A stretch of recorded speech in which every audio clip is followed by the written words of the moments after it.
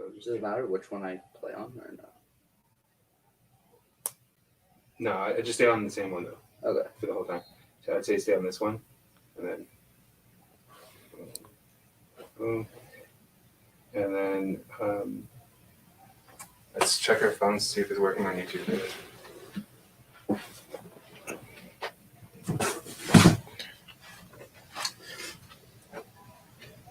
But like we're supposedly live, like right now.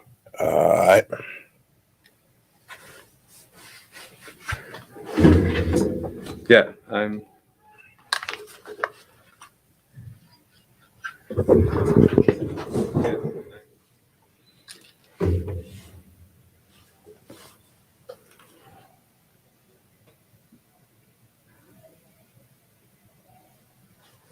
Make sure the mic's working. Testing 1, 2, 3. Can you like stare in the hall?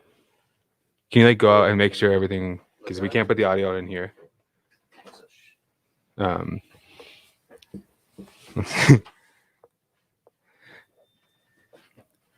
It looks pretty good though. Yo, real good. I ain't gonna lie. I'm gonna. I don't think anybody's here yet. I haven't put it out. But let me put it out. Let me know. I'll share the stuff.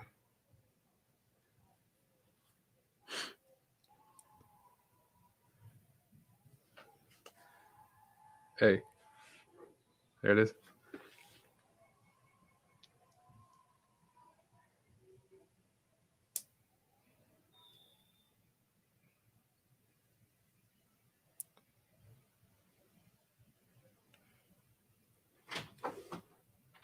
I guess we weren't really saying much, so you can't really tell if the audio is okay. I have AirPods in, so. But was there an echo? Was it all good? Yeah, it was all fine. Okay.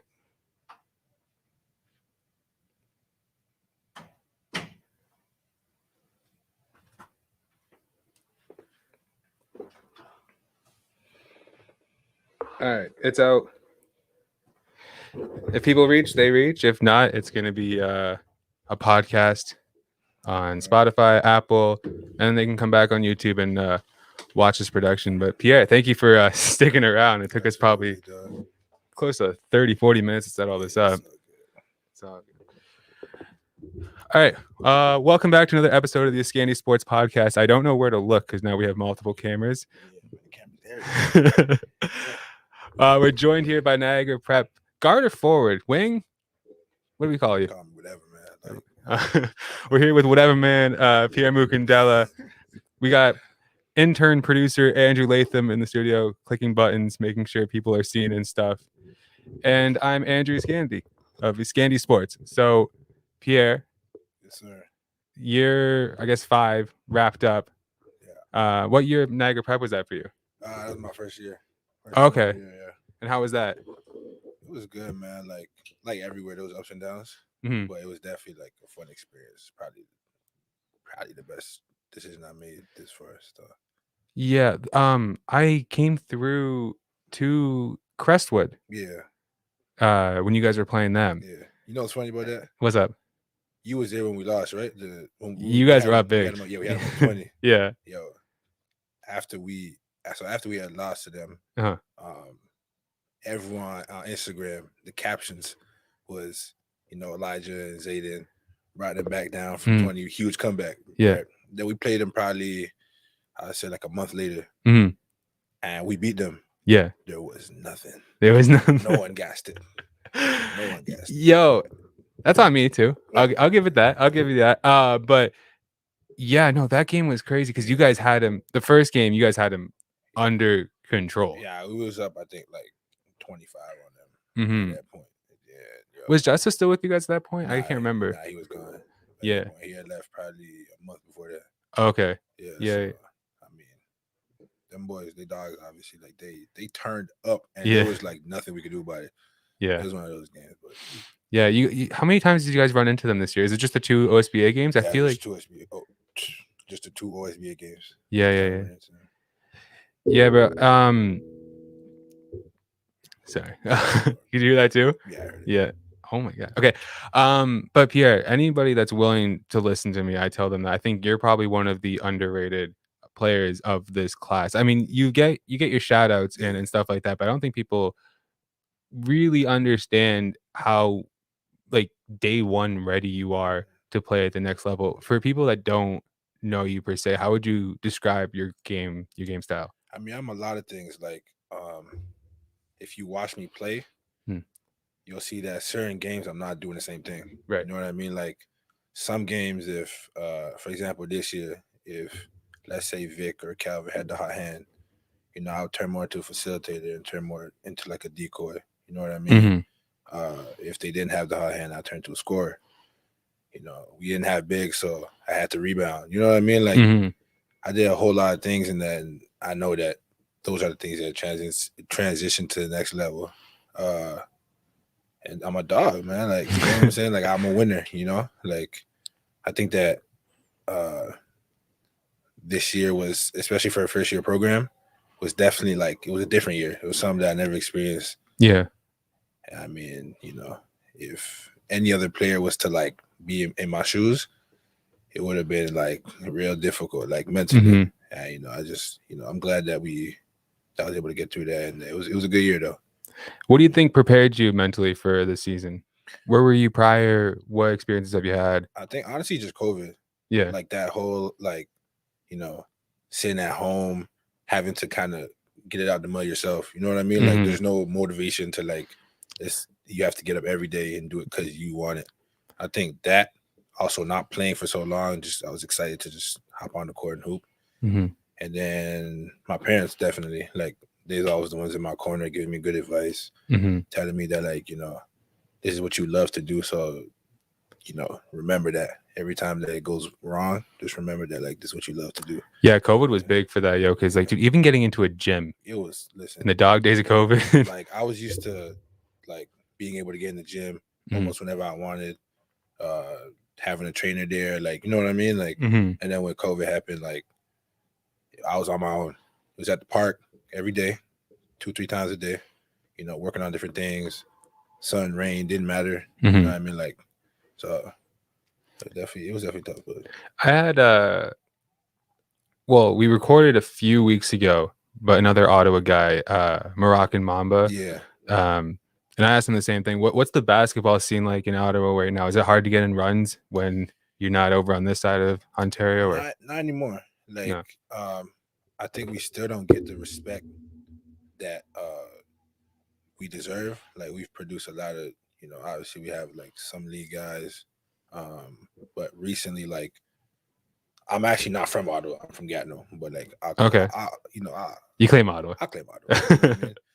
And like, you know, guys like myself, Braden, Moon, Wilson, Enoch, like recently guys that have like done a lot in the community. And like we're starting to get our respect, but like it's still not where I feel it should be. Especially after crossing to this side of Ontario, like seeing how it is, like it's definitely not where it should be. Well, maybe not a good question to ask, but was CTA on the table for you? Because that's the team out that way, right? What do you mean? Like were you contemplating hooping with them, or I was there? You were at CTA, yeah, I was there so I'm tripping. Yeah, I was there. Like you check my little Instagram, I was there. Like I was there. My grade, I was there for grade 11. So that was like before COVID. And then we won the chip. We won the national senior circuit, and then COVID happened probably like 2 weeks later. So everything was shut down. And then I was kind of like just on my own. Like I didn't like last year. I didn't commit to no prep school.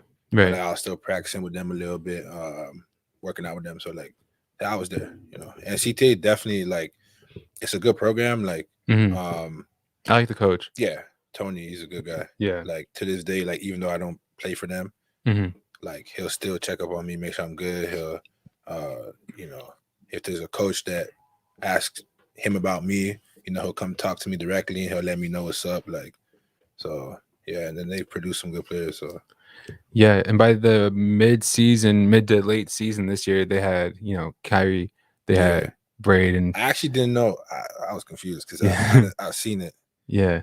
And I knew that he came, but then he left. But then, and I didn't get a chance to ask Braden or Tony what happened. Like, yeah, I was in the beginning of prep, I was working with Oakville and Holland.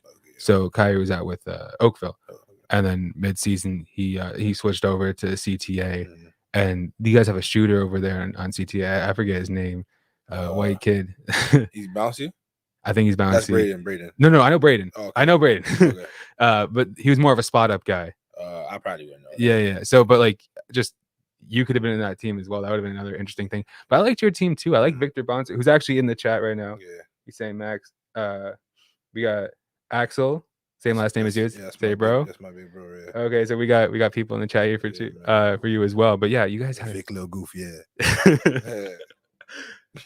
So what goals did you have for yourself heading into this season with Niagara? Obviously, senior year is a big year, and then it's a first year program. So were you trying to contemplate? Were you trying to balance, starting up a program with winning? Or I think like kind of our first goal, and this is something that like me, Vic, Calvin, and Matt talk about a lot. It was like kind of when you get a first year program, found an identity. Like we didn't really know what our identity was. We had like roster changes, you know what I'm saying? So like our first goal was kind of just to be like a program that people want to come to, and that when they see Niagara Prep, it's like, oh, okay, like they got some boys over there, like for real. And then so I think we did that. And then obviously I wanted to win OSBA. It didn't happen that way. But what happened for you guys in OSBA? I forget. We lost really in the playing game. Oh, that's right. Yeah, that's right. Game had me sick to my stomach. Oh yeah, dude, I remember. I was trying to do I was locked up in Buffalo at that point, and I was trying to say, because I think you guys had a play-in game, and then everybody else was just about to start. Yeah, you guys were the last play-in game, right? Yeah, because our game got canceled because I think really players had some issues with COVID or something. Right. So our game got canceled. It got stretched back like a week. Yeah. So we played. I mean, they was a good team, you know what I'm saying? But I think I'm gonna do this next year. I think I'm gonna make brackets next year for prep, because you guys had your play-in game against Ridley, and then the matchups were crazy for the OSBA Final 8. That's what I'm saying. We was about to run in the crown, and that's what we wanted, because earlier in the season we had played them at the crossover on Halloween, and Vic was going off. I had a horrible game, like probably my worst game I've ever played, type of thing. So like we had them up until the 4th, and then we kind of they kind of went on a run that we couldn't come back from. So like we lost by like 20, but like the actual game, like it was a close game the whole time. So to my detriment, I was looking past Ridley. I'm like, I want crown. Like that's who I'm looking at. That's what I wanted. It didn't happen that way, but that's who we wanted and stuff. And I don't think you're gonna overlook anybody ever again, huh? I did not. No, after we lost, I was sick to my stomach for probably like 2-3 days. Yeah, like for real. I was furious when we lost to them. No, it's Royal Crown though. That's a tough matchup still. I didn't care. Like, I knew that I know they was a good team. They was undefeated, but like that's who I wanted. You know what I'm saying? Like, I'm like, if we beat them, I didn't think we was gonna lose. Like, I thought we was gonna win the whole thing, and like I thought we had been through so much all year that like we were ready for that matchup at that particular moment. Like we was ready for it. So obviously you start off at CTA. You move over to Niagara for this season. I wanted to ask you specifically this, because your game is very transferable. If you're here, if you're in the States, if you're in college, if you're in university, like whatever you go, I feel like you have this very high floor. Do you know what I mean? Like people have a floor and a ceiling. I feel like day one they put you in. If you're having your worst day, you're still gonna be very effective because you're a big strong guard that's gonna defend people. Did you have any opportunities to go play in the States for a prep year? Yeah, I did. I had multiple chances to go to different prep schools in the States. They mostly came during COVID, which was kind of messed up. Like I think the border stuff, and with COVID, like money wasn't like kind of the best. So I think that kind of messed it up a lot. But this final year, Niagara was my only option. Like in Canada, no prep schools wanted me, almost none. Yeah. So that's like, crazy. Yeah. Like, that's seriously crazy. You know what I'm saying, like almost none of them wanted me. So going to Niagara, probably I think it worked out the best just because they let me hoop, they let me play. They let me like hoop free. I was able to make mistakes. I made a lot of mistakes, but I was able to like, being like they talking crazy over We there. got Bam Bam saying who's that, and then we got Jahari Williamson. You're. Ari. But yo, cool. I wanted to ask you because there's an ongoing debate with the people that I talk to. Should these kids go to the States or should they go stay in Canada? Right. So I'm not asking if you regret going to Niagara. Obviously, it sounds like that was the only thing on the table at the time. But backpedaling, do you think you would have had more opportunities had you been in the States? It's a tough question. It depends, like where I would have went. You know what I mean? Like anything, it depends. Like I think, if you get a coach that has the right values and morals and wants to put you in the right position, I think that then yeah, the States probably would have been a little bit better because I'm closer to the schools. But I think this year, like we've seen with like Leonard and like Elijah, like you don't really need to go nowhere. Like if you like coaches came to see us, but just the transfer portal and COVID and all the that's what I'm saying. It all like it didn't work out the way like I had imagined it to work out, but you know, like everything in life, BioSteel sniper Tierno Silla in the chat too now. You watch him go off at BioSteel? Yeah, I watched it. I watched the highlights. But what to your point of what you're saying about playing in the States, and that's how I think of it too. I think if you're at the let's say top 10% of players in the country, which I think I'd put you there, staying here is a good choice, right? Because they're gonna come and you're still playing against strong competition, but you know that as the number 1-2 player on your team, you're gonna get enough reps to make a difference. But when you fall out of that top 10, which is like, it's interesting because if you're in the States and you're playing in front of coaches every single time, and you get the peripheral schools that are watching you every single time, now you have more access to more schools. So it's like, I mean, but if you can't hoop, you can't hoop. Going to the States won't matter. But someone in your situation, I feel like, had you gone to the States, I don't know if your recruiting portfolio is any different, which I'm not shitting on you. It's just something to think about, right? Because there's gonna be people watching this that are maybe grade 11 or grade 10, and they're like, where do I go? And it's like, I think there's certain underclassmen right now that need to stay here, because they'll run shit. Like but also like the flip side to it is, if you go down south and you're not ready, they're gonna kill you down there. You got to be ready to go there mentally and physically, and like your game, you got to be ready. It's no joke not living at home. That's what I'm saying. Like, I'm 26. You know what I mean? I still go home for a free meal whenever I can because it gets rough. Yeah, it do. It gets rough. It do. It do. You're away from home though, as it is, because I mean you're in all the way at Niagara. Your family's in. So is your family Gatineau or family at Gatineau? Okay, that's where we all live at. So yeah, imagine at least they're still in the same country as you. Imagine if you're down way south, like you're on your own. Exactly. What, 15, 16 years old, like in a dorm room? That's crazy. And some of my friends like have been doing that since like 14. Yeah. Me, it was just last year, but like some of my friends or this year, I mean, but some of my friends been doing it since they was 14, 15. They talk about like, I mean, you got to be like a dog for real. Yeah. To go down there, like down south and, and hoop out there. But I definitely think that, again, like anything, it depends on like the coach and the situation. And I think that if you're a player looking for a prep, you got to really do your research and try your best with your family to see if that coach that you're talking to really has you at his best interest. Ask questions that will force him to answer, like those, like will force you to get those types of answers. You know what I mean? No, that's really insightful, because like if you're here and coach isn't doing right by you, same thing as if you go down there and it's not. You know what I mean? If you have a coach, and plus like now we have a lot of guys. Like when I was younger, Elias was one like helping me the most, and now it's transitioned to like FA, Josh, like we got like Wes Brown. So like if you can hoop, you're gonna get offers. You know what I mean? Like it's gonna happen for you.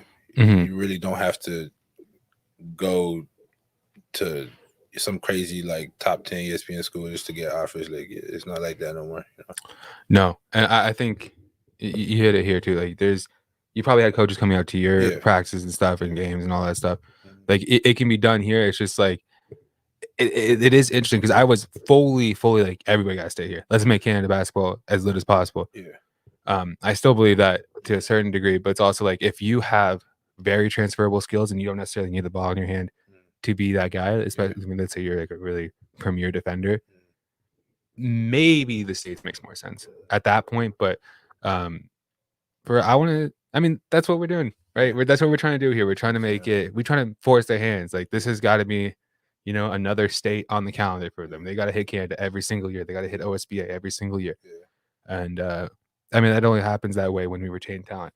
Take a quick break for a second here, see what's going on. Moroccan Mamba episode 31, I believe, is in here. This guy we were just talking about, he's in the chat. And My dog, man. and what's up, Jason? And guys, if you're new to the channel, hit the subscribe button. Let's see if we can get to 700 right now. Okay, Get them subs up, we're boy. at 693. Yeah. Let's talk about BioSteel, a company that I want. I knew it was coming. Yeah. And a company I want to sponsor this podcast, but we'll figure it out. But yo, if so obviously the all-star game, if you will, at the end of the season is the BioSteel All-Canadian game. You're a guy that I thought was you and Braden O'Connor to me were right there. I don't have a vote, so that's not on me. I didn't do it. But just take me through how did you think you were in there? I'm just gonna start off. This is my camera, right? Yeah. I'm gonna just start off by you got on him? Okay. Just so like nobody thinks I'm petty or anything. I'm over it. Like right now in this moment, I'm completely over it. I'm just gonna talk about it because you asked the question. I think that I what is it? Your brother said you ugly. Like yeah. Okay. Anyways, but yeah, go for it. I absolutely thought that I deserved to be on that team. I do too. Like you look at I mean, like, no shade, no diss. They had 5 guys on one team in the game. You know what I'm saying? Like, I personally, when I saw that, I took that as like kind of like a disrespect to say that, like, yo, the rest of the people that should have been like the rest of the candidates that had a chance to be in the game were like so bad that like we had to put 5 guys on one team and like. Did their whole starting 5 deserve to be in it? I don't know, maybe, but like it's just some of the things that like when the list came out, that's what I looked at. Right. You know what I'm saying? Basketball wise, like all year I was killing, in my opinion. I had big games. I led it like with help, of course, but like ultimately I led a team that probably our record should have been worse to like a very like I think it's more than a respectable position. Like it was respectable like record, especially we was in a tough conference. Like all the teams that reached the Final Four were in our conference. You know what I'm saying? Like with that being said, with the basketball side, like I don't know, like I definitely felt like I should have been on the roster. Yeah. I mean, I agree. I wanted to see you there. I wanted to see Braden O'Connor there. You also have to do the like calculus. Okay, who are we taking out? And that's not something I want to do right now.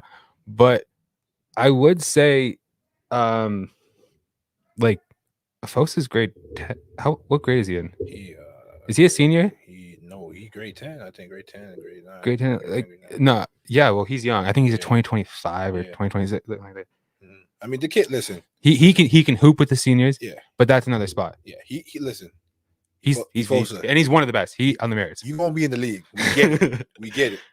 But like, I think maybe going forward, so like this type of thing doesn't happen again. Like maybe try and make it like a McDonald's All-American type of thing, where it's like the 5th years or the seniors. You know what I'm saying? Like we have the futures game. Even when Elijah was Efosa's age. Yeah. Like I played in the futures game with him. Yeah. In the BioSteel futures game. So like, you know what I mean? Like we have that game in place for the upcoming next. You know what I mean? Like I get what I think I get what they're trying to do. I don't know for sure that's what their goal was, but like when you have you know, you're just trying to get maybe the top whatever. I think Afosa is part of the top whatever. Absolutely. But when we're talking about a showcase, we want to show, Yeah. the people that were hooping. So I think that's a spot. But again, no hate on him. He's Absolutely. going to Listen, leave. man, that boy, I think he's 15. He might be 11 or 12. Like, Yeah, listen, he's serious. yeah. So like, no shade to him. He's serious for real. No, and he deserves it. But let's talk about that part too. So your schedule has, the games against Crestwood. Yeah.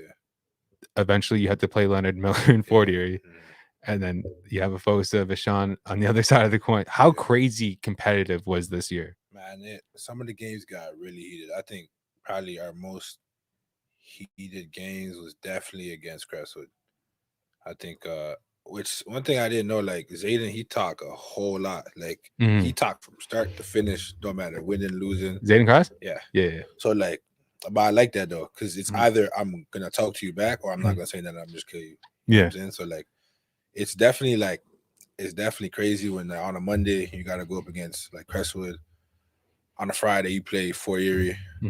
Next Wednesday you got like USA, and then, you know what I mean? Like you don't know what's gonna happen type of thing. I think it gets competitive, but it's fun though.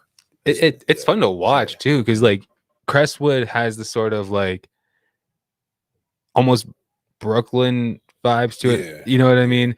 Where they have two really, really strong main guys, and then they have other strong pieces that just aren't going to get the same opportunities because both guys need the ball. And then you have USA, which is like, dude, they had Vashon coming off the bench sometimes. Yeah, that's crazy. They had BioSteel MVP coming off the bench sometimes. Like that's you're in for. I didn't think they're going to lose after like the first 4 months of the year. Yeah, I don't think they did lose. Yeah, but when Fourier added Jaden, like I knew they was gonna win the whole thing. I was like, yeah. And he changed that team because Leonard's a capable point guard. I was guarding Leonard full court before Jaden got there. Yeah, all game. Like I think he put everybody in like their positions type of thing. Like he just put everybody back where they're supposed to be.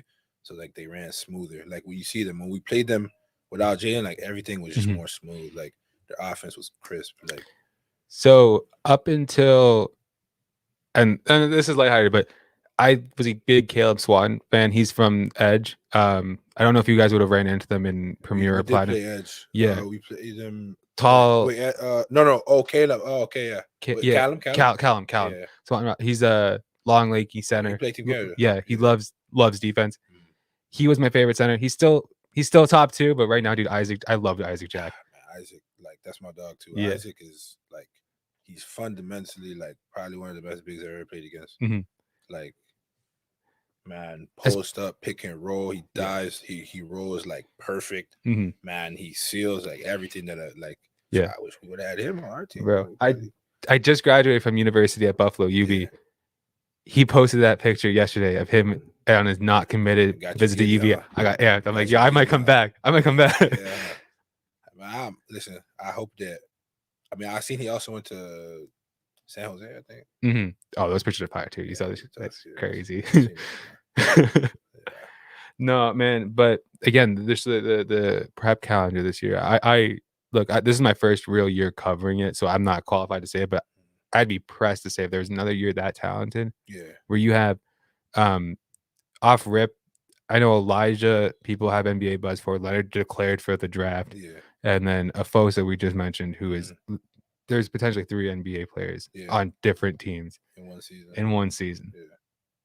What the fuck? I mean, look, like it was fun to be a part of. You know what I'm saying? Like it's something that a lot of people not gonna be a part of, and to be like in the conversation as like that top tier, I also felt like felt amazing. You know what I'm saying? Also, the it must be super encouraging too, because I don't think the gap was crazy. No, I don't think so either. Like when like a guy that you're pressing full court declares for the draft a couple months later, you gotta think like, yo, like things are on the table for me. It was like, I mean, me personally, like I don't really look at it that way. I kind of just see that like everybody has their own type of path. Like, I feel like Leonard's path was to like, I mean, he got the opportunity. Like mine might be like 3-4 years down the road. Like, but it's definitely like when I feel like when mid-season playing all the games, like that's not running through my head. I'm just like, hey, who I got next? Okay, I need to go kill this person. Who I got next? oh, I seen Wes Brown say he's better than me. Okay, now I gotta go get him. Yeah. It was kind of just more like that. But I feel like maybe a couple years down the road, like I'll look back and be like, damn, like that league that year was like special, it was talented, like because you gotta remember, like it's not even just like us, it's also like Crown, their entire team was like They were undefeated in OSBA for the longest. Their whole team has like you got Tierno, Mara, Christian, you got my two teammates, NK Nahari and Quad. Like they had like a squad. Christian's a young boy too, right? Yeah, he don't get gassed enough either. Like, yo, he 6'11", he got a post game. Mhm. He about to be serious too. Like I really got to see him at the NPH showcase. Yeah. Well, you were at that too. Yeah, but like I didn't even Royal Crown to me, they were just a blur. I didn't even know what to focus on. You got like 3 7-footers on the court at one time. I'm like, yeah, their team was solid still. Pierre, what are your goals for next season? Wherever you end up going, what's the next step for you? I think just kind of developing my entire game and making it more crisp. Mhm. I think being able to like step on the court and everything that I do is impactful to the game. I think obviously like the skills and all that I'm gonna work on. I'm gonna get better at over the summer and next year, but I want to focus more on like the mental side of the game and kind of get that down pat. Like I've been watching a lot of Chris Paul and like how he just like imposes his will on the game. He gets to his spots. Like I kind of want to focus more on like that side of the game. So I think just wherever I go next year, which I will be committing soon. Wherever I go next year, just go to a place where I can make mistakes and hoop and get better, and then get to that next step of like making a league or like wherever my next step is. Just getting there like flawlessly, you know. And guys, if you want to put questions in the chat, we're gonna wrap this up really soon. But so do you have a position hammered out? Like is it useless? Like who cares about positions? Or like do you think of yourself as a 1? Do you think of yourself as a 3? Like I think of myself as a 1, but like this year I only played the 1 at Niagara.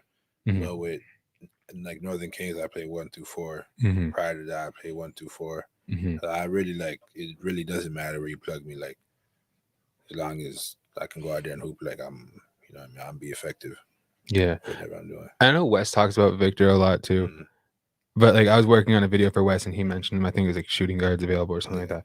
And dude, like I wish you guys had a better feed in your gym because he was crazy. Man, that boy got bunnies, and he one of those like athletes that he'll eat like a bag of chips and like candy and then come windmill and then act like he can't have no balance and then do all that stuff. Like that boy crazy. You guys are different. You guys are done. Guys, thank you for watching. Is there anything you wanted to get off your chest? Well, we got the microphones here. We got 2 cameras here. We got Latham half asleep. What do you think? Man, life's good, man. I ain't got nothing negative to say. Yeah, we're looking out for you. I'm excited. Victor said I can't even jump like that. Nah, see how he get to saying stuff like that when he know he can't. We all know he can't, but he starts saying stuff like that. Like, come on, bro, goofy, crazy. Again, Pierre hinted towards it committing soon, so stay tuned for that. Guys, thank you for watching the live stream edition of the Iskani Sports Podcast. If you guys are interested in stuff like this, let me know. Subscribe to the channel. We were trying to hit 1K by May. It fell really short. Really short. It was almost embarrassing how short that was. So yeah, see, I wish I had a cam. I wish I had a cam on fucking Latham right now. Do you see how this guy's more sad than I am about this stuff? But anyways. Get that boy to 1K. We'll get to 1K by what, next May, I guess. Fuck, I don't know. Shit. Okay, anyways, thank you guys. See ya, Latham. Appreciate you.